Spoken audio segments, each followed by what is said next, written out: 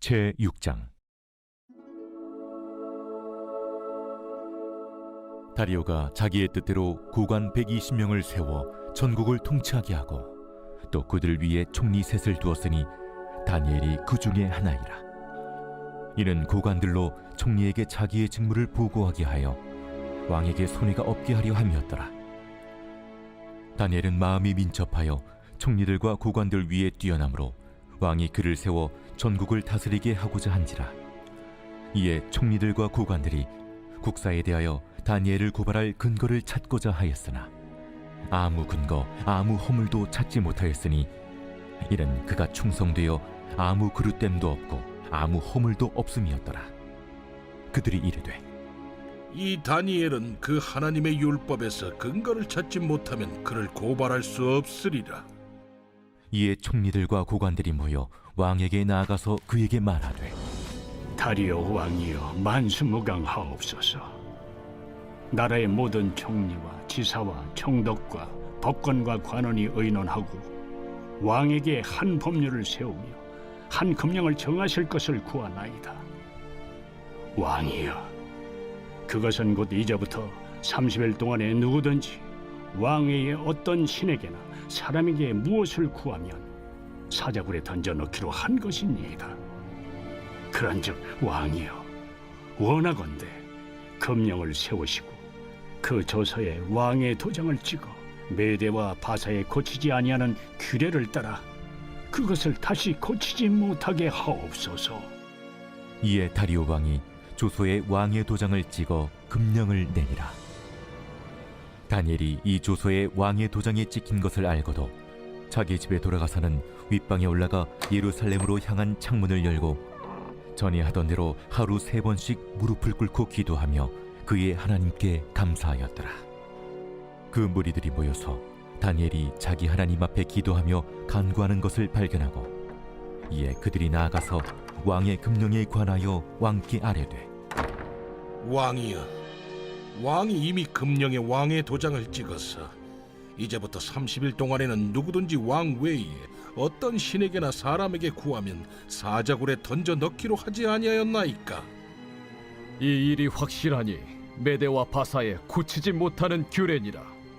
왕이여, 사로잡혀온 유다 자손 중에 다니엘이 왕과 왕의 도장이 찍힌 금령을 존중하지 아니하고 하루 3번씩 기도하나이다.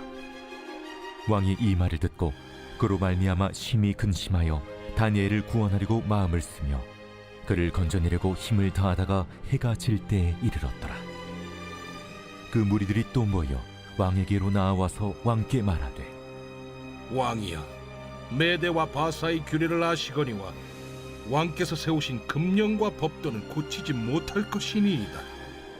이에 왕이 명령하매 다니엘을 끌어다가 사자굴에 던져넣은지라. 왕이 다니엘에게 이르되, 내가 항상 섬기는 너의 하나님이 너를 구원하시리라. 이에 돌을 굴려다가 굴 어기를 막음에 왕이 그의 도장과 귀족들의 도장으로 봉하였으니 이는 다니엘에 대한 조치를 고치지 못하게 하려 함이었더라. 왕이 궁에 돌아가서는 밤이 새도록 금식하고 그 앞에 오락을 그치고 잠자기를 마다하니라. 이튿날에 왕이 새벽에 일어나 급히 사자굴로 가서 다니엘이 든 굴에 가까이 이르러서 슬피 소리질러 다니엘에게 묻되, 살아계시는 하나님의 종 다니엘아, 내가 항상 섬기는 내 하나님이 사자들에게서 능히 너를 구원하셨느냐? 다니엘이 왕에게 아뢰되, 왕이여, 원하건대 왕은 만수무강하옵소서. 나의 하나님이 이미 그의 천사를 보내어 사자들의 입을 봉하셨으므로 사자들이 나를 상해하지 못하였사오니 이는 나의 무죄함이 그 앞에 명백함이오며, 또 왕이여, 나는 왕에게도 해를 끼치지 아니하였나이다. 왕이 심히 기뻐서 명하여 다니엘을 굴에서 올리라 하매 그들이 다니엘을 굴에서 올린즉 그의 몸이 조금도 상하지 아니하였으니 이는 그가 자기의 하나님을 믿음이었더라.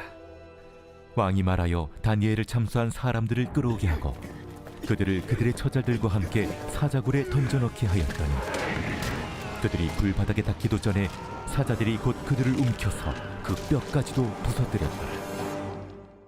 이에 다리오 왕이 온 땅에 있는 모든 백성과 나라들과 언어가 다른 모든 사람들에게 조서를 내려 이르되 원하건대 너희에게 큰 평강이 있을지어다.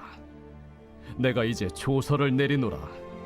내 나라 관할 아래에 있는 사람들은 다 다니엘의 하나님 앞에서 떨며 두려워할지니 그는 살아계시는 하나님이시요 영원히 변하지 않으실 이시며 그의 나라는 멸망하지 아니할 것이요 그의 권세는 무궁할 것이며 그는 구원도 하시며 건져내기도 하시며 하늘에서든지 땅에서든지 이적과 기사를 행하시는 이로써 다니엘을 구원하여 사자의 입에서 벗어나게 하셨음이라. 이 다니엘이 다리오 왕의 시대와 파사 사람 고레스 왕의 시대에 형통하였더라.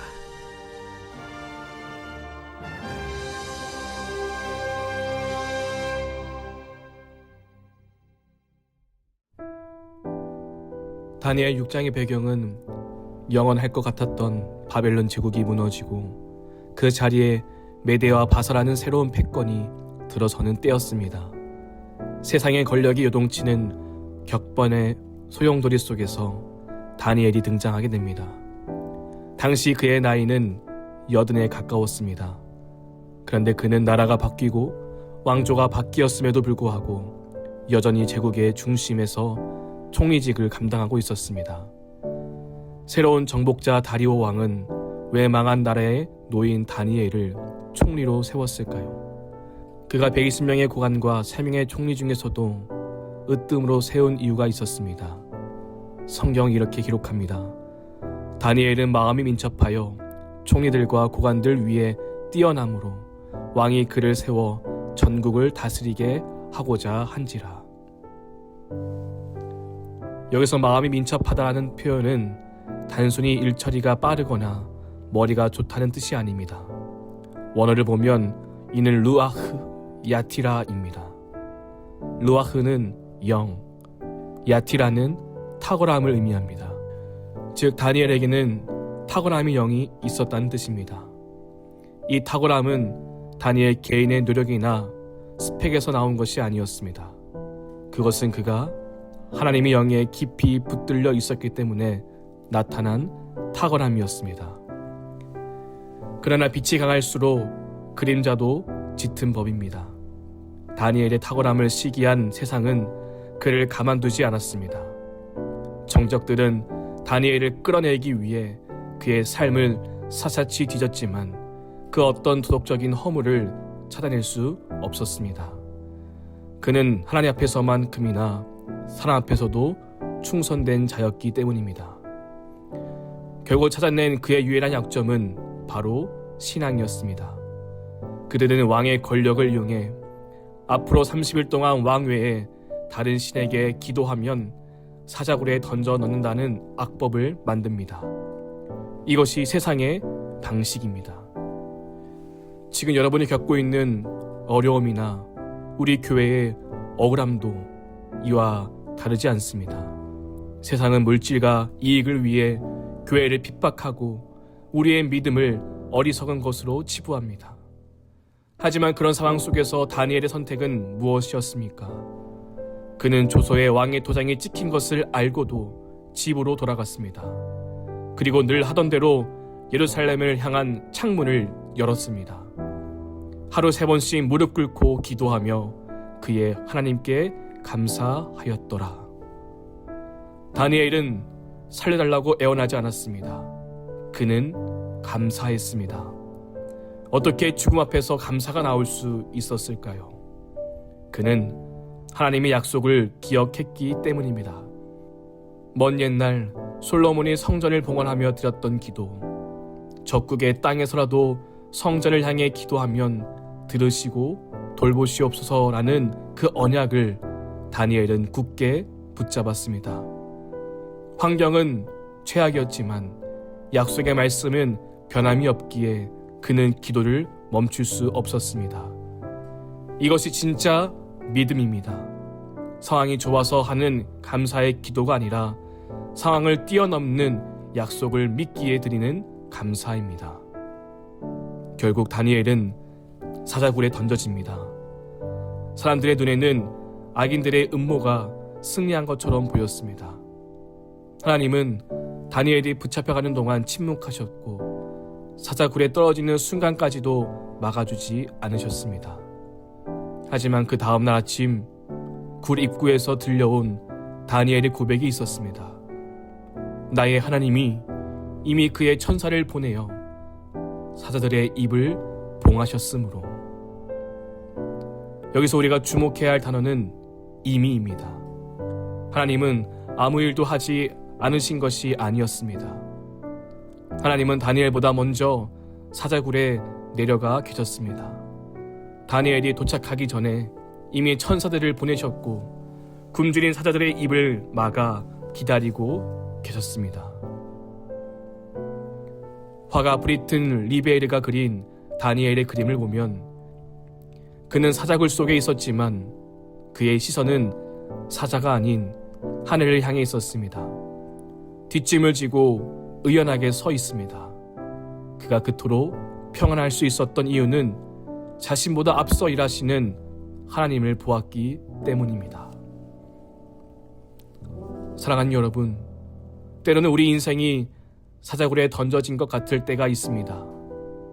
하나님이 침묵하시는 것 같고 세상의 공격 앞에 무력하게 느껴질 때가 있습니다. 하지만 기억하시기 바랍니다. 하나님은 결코 우리를 홀로 두지 않으십니다.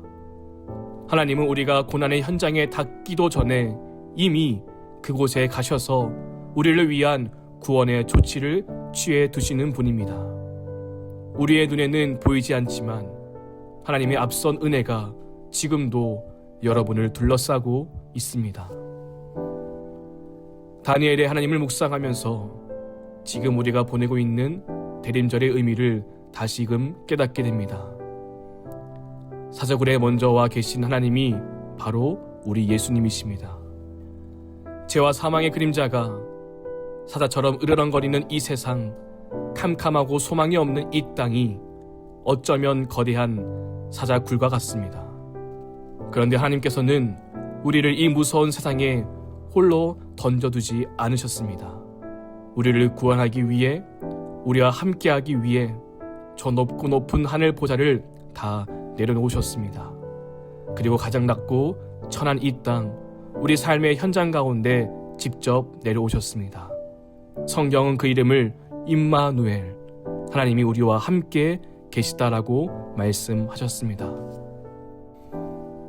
오늘 다니엘의 이야기는 사자굴에서 살아남은 기적의 이야기가 아닙니다. 항상 섬기는 내 하나님이라는 왕의 고백처럼 다니엘의 한결같은 믿음 위에 하나님의 은혜가 임한 사건입니다. 다니엘이 사자굴 속에서도 두려워하지 않고 평안할 수 있었던 것은 그 굴이 더 이상 죽음의 장소가 아니라 하나님이 함께 하시는 임마누엘의 현장이었기 때문입니다. 마찬가지입니다. 예수님이 이 땅에 오심으로 우리의 고단한 인생길은 더 이상 혼자 걷는 외로운 길이 아닙니다. 주님이 이미 와 계십니다. 내 아픔의 자리, 내 눈물의 자리에 주님이 먼저 와서 기다리고 계십니다. 이 대림절 기간, 다니엘처럼 기도의 창문을 활짝 여시기 바랍니다. 비록 내 현실이 사자굴처럼 답답할지라도 이미 내 곁에 와 계신 임마누엘 주님을 바라보시기 바랍니다. 이것이 바로 성탄을 기다리는 대림절에 우리가 누려야 할 은혜입니다.